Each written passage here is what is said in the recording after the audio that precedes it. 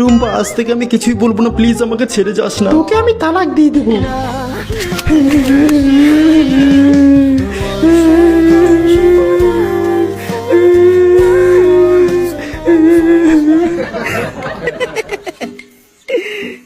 তাহলে ওটা নাটক ছিল।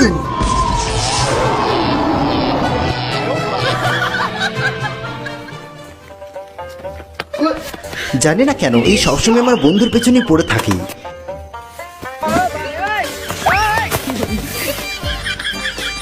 আজ তোদের ছাড়বো না। চ ওইদিকে লুকিয়ে পড়ি। তানিয়া কেউ এখানে এসেছে? না তো, তোর স্বামী আবার কিছু করেছে নাকি?